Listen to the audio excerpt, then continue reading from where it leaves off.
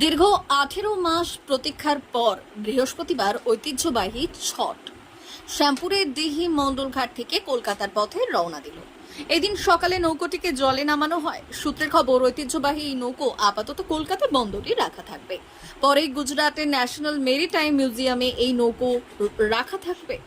স্থানীয় সূত্রে খবর, 2022 সালের অক্টোবর মাসের প্রথম সপ্তাহে এই ছট নৌকোর কাজ শুরু করেছিলেন শ্যামপুরের দিঘি মণ্ডল ঘাটের নৌকো শিল্পী পঞ্চানন মণ্ডল ও তার 4 ছেলে।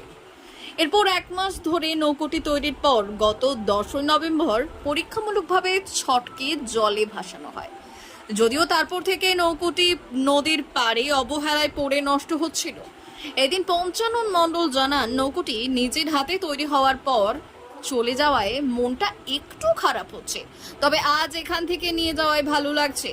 ছট নৌকো তৈরির অন্যতম উদ্যোক্তা ভারতের এনথ্রোপোলজি বিভাগের গবেষক স্বরূপ ভট্টাচার্য। তিনি জানিয়েছেন, হরিয়ানা সেন্ট্রাল বিশ্ববিদ্যালয়ের অধ্যাপক বসন্ত সিন্ধে এই নৌকোটিকে ন্যাশনাল মেরিটাইম মিউজিয়ামে নিয়ে যাওয়ার দায়িত্ব নিয়েছিলেন, কিন্তু নানা কারণে নিয়ে যাওয়া হয়।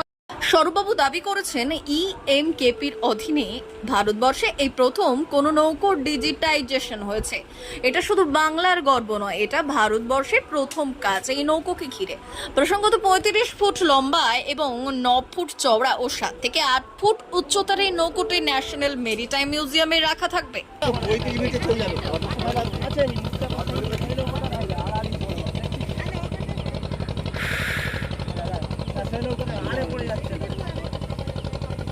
তো খারাপ অটোমেটিক হবে। মন খারাপ হবে কেন, যে আমরা এত কষ্ট করে তৈরি করলাম, এতদিন পড়ে থাকলো, পড়ে থাকার পরে এই যাচ্ছে, 2 বছর পড়ে আছে। মন মাঝে মাঝে এসি দেখে যাই, মন খারাপ আর কি করব, মন খারাপ হলেও করার কিছু নেই। আমি তো সর্ববাবুকে ফোন করে বললাম যে সর্ববাবু এক কাজ করুন, আপনি হয় আমাকে দিয়ে দেন নৌকোটা, আর নচেত যাকে ও দান করুন।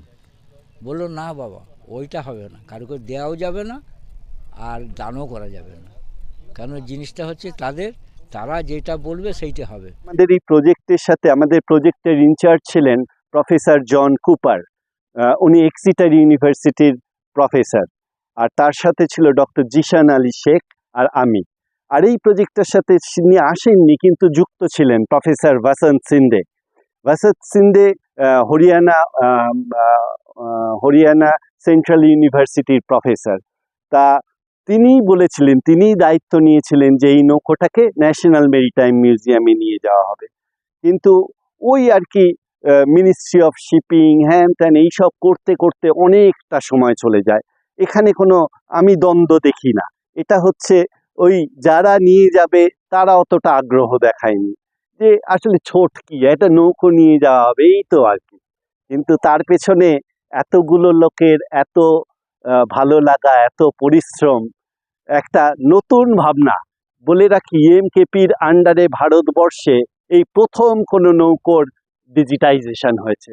এটা বাংলার শুধু গর্ব না, এটা ভারতবর্ষের প্রথম কাজ এই নৌকোকে ঘিরে।